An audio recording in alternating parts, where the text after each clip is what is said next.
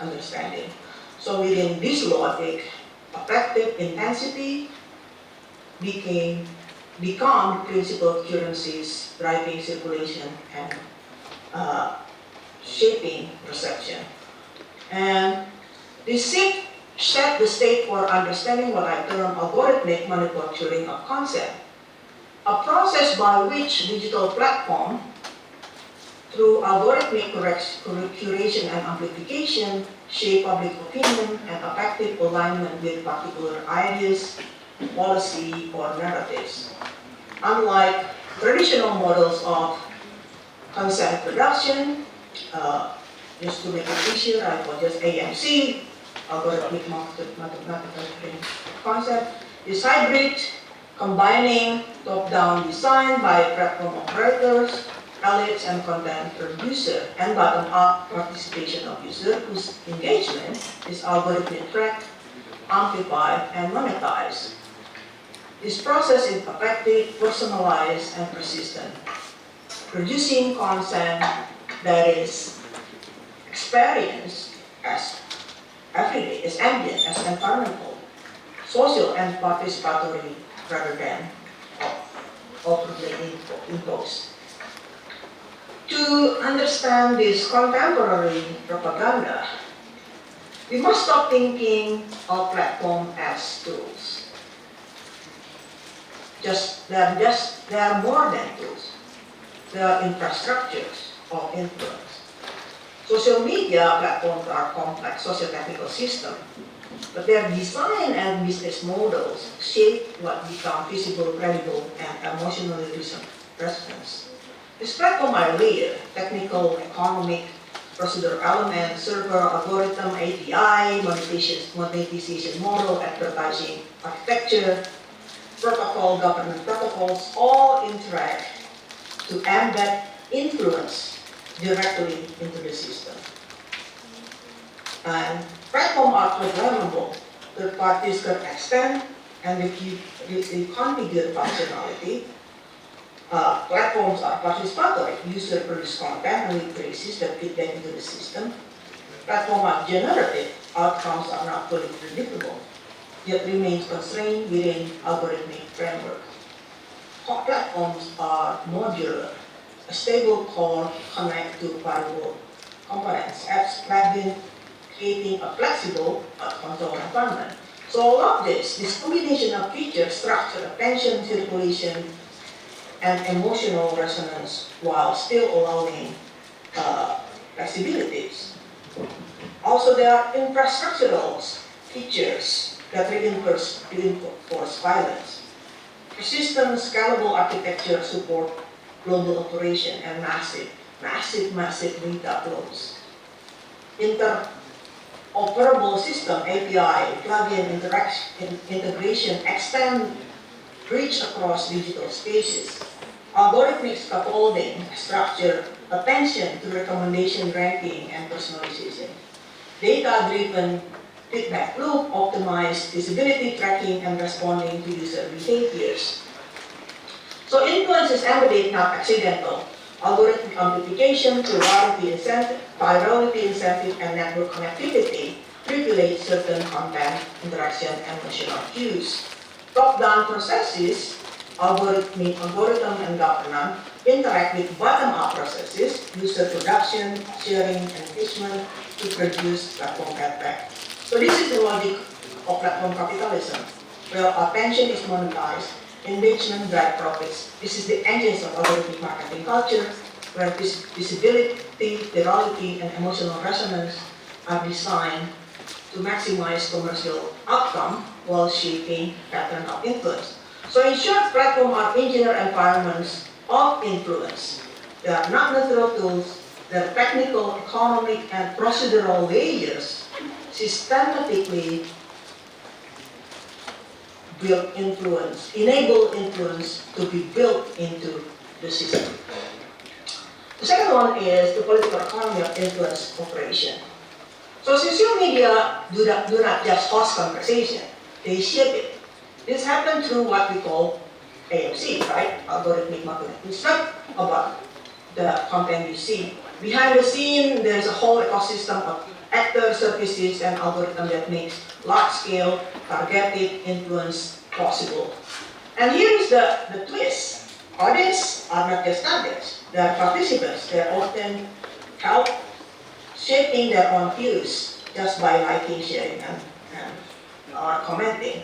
So at the core of AMC is a political economy of influence. Power operates through algorithm, strategically manipulates dominant media space and sway opinions. So money matters, capital matters. Actors with resources can scale campaigns far beyond what individual could do. In Southeast Asia, government and political actors have mastered outsourcing influence. Cyber-truth cluster in Indonesia, troll farm, paid influencer, even meme makers, all part of hybrid space between state, market, and media. In Philippines, professional network shape discourse during election. In Indonesia, buzzer push political agenda and plot timelines with coordinated hashtag. In Thailand, youth-driven hashtag activism often meet counter-campaign from state-aligned accounts. So across this country, paid influence blends so seamlessly with platform logic that is almost impossible to tell what is organic and what is orchestrated. So today's influence is modular and ready to deploy. It's like a kit. You can buy it, launch it, scale it. Troll, bots, meme factories, influencer, they form supply chains for content and amplification. Platforms reward engagement, outrage, and virality, turning visibility itself into a community. So content is not just encouraged, it is industrialized and algorithmically amplified. So we deal with the actors who utilize algorithmic politics, and they buy this kit for this information because we have this information plug and play, a modular platform-enabled system of influence operation that can be purchased, deployed, and scaled with minimal effort. They have scalability, modularity, ease of use, and replicability. That's the nature of this information economy within this platform. The third is public. So, if influence is industrialized and platform mediated, what happens to the public? The answer is we no longer have a single cohesive fabric. Definitely there is no Habermasian public state. Instead, we see many fractured, filter, fragmented publics that are called algorithmic enclaves. These enclaves are both a product and a tool of algorithmic manufacturing of concept. Platforms, political actors, and elite shapes what audience see, feel, and believe, producing consent not through facts but through emotion. So in this enclaves, well, what feels true often matter more than what is true. This is where this information plug and play thrives. Prepackaged narratives, bot networks, hashtag, and influence campaigns flow seamlessly into emotionally calibrated digital spaces. Algorithmic enclaves are where industrial influence meet the lived experience of publics. Within these enclaves, this information becomes personalized truth, perfectly aligned with individual emotions and beliefs. Feelings mostly.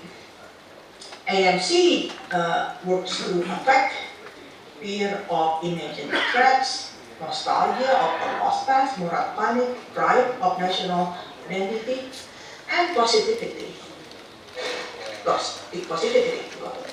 Platform curate and amplify content that maximize engagement, outrage, and virality. Plug and play design allows elite to deploy campaigns across multiple enclaves at once, making influence, industrial, effective, and scalable.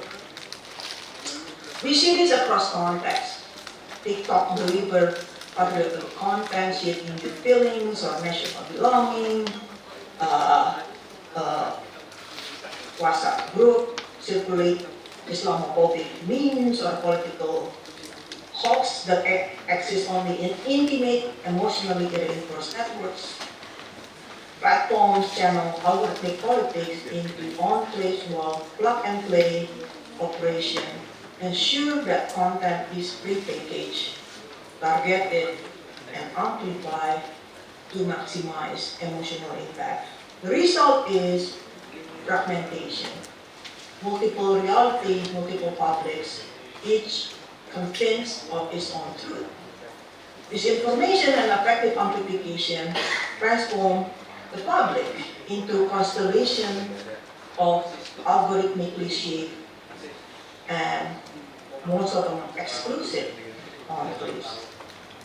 Industrial influence is not just produced, it's lived, internalized, and reinforced within the emotional architecture of platform.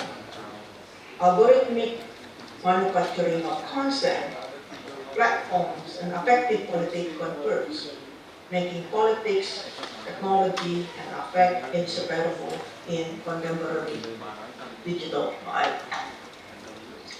Here we see the full machinery at work: platforms, politics, and publics converging to shape algorithmic manufacturing of content through the subtle currents of ambient propaganda.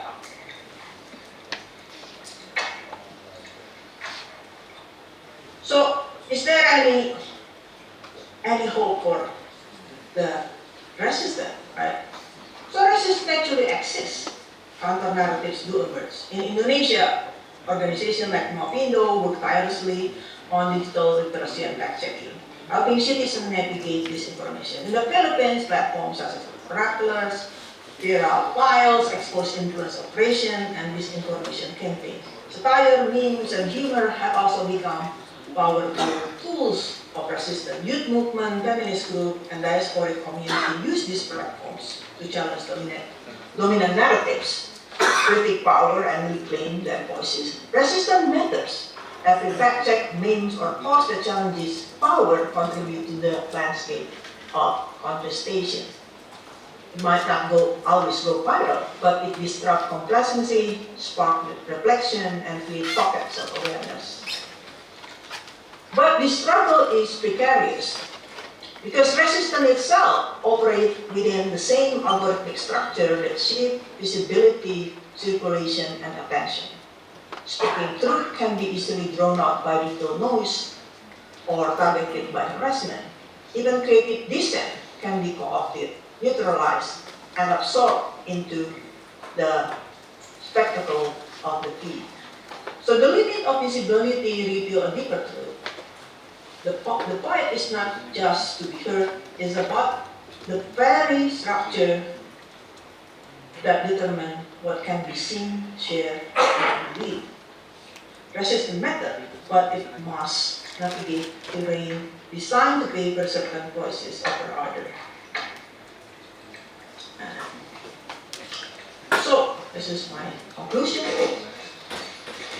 So the manufacturing of content in Southeast Asia today does not require violence. It does not require state control of the press. It requires feeds, curated, data-fied, emotionally tuned. Influence now resides in the very structure of platforms, in interaction to the actors, with power, and the user, the participation of users. What we face is not just the battles of ideas, it's a battle over infrastructure, over the rules that determines what can be seen, felt, and believed. So I leave you with this question. What would it mean to design digital infrastructure that fosters not just influence, but understanding? Not just plurality, but plurality?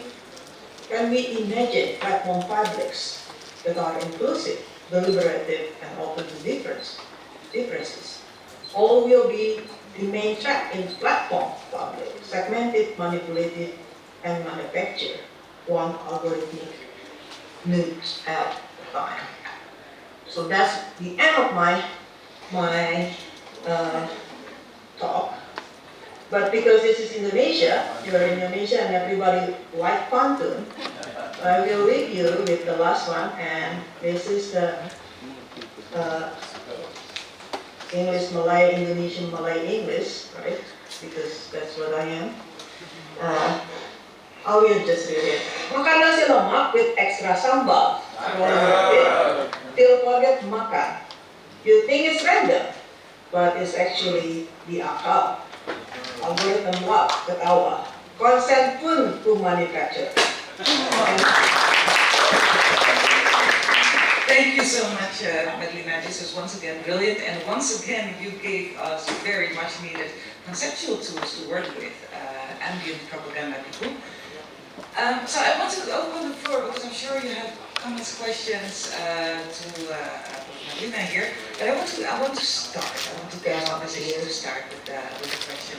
So Madalena, you've been studying this for many years, right? And you have written about these developments and trends. And now you talk in this presentation as if we've reached a sort of, it's become even, you could say, worse, more fragmented, etc. So my question was, do you see a sort of evolution from when you started studying this phenomenon, this fragmentation, this algorithmic enclaves that you first mentioned, and now how it shapes the dynamics of manufacturing consent? Or do you see a sort of breaking point, an accelerating moment where, the situation is right, has become much more consolidated?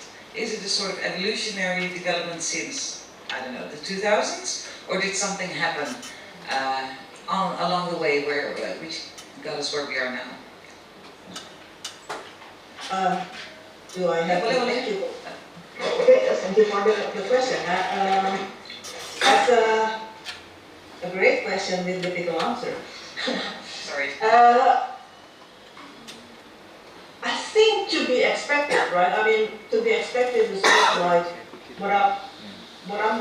I kind of try to look from the perspective of platforms and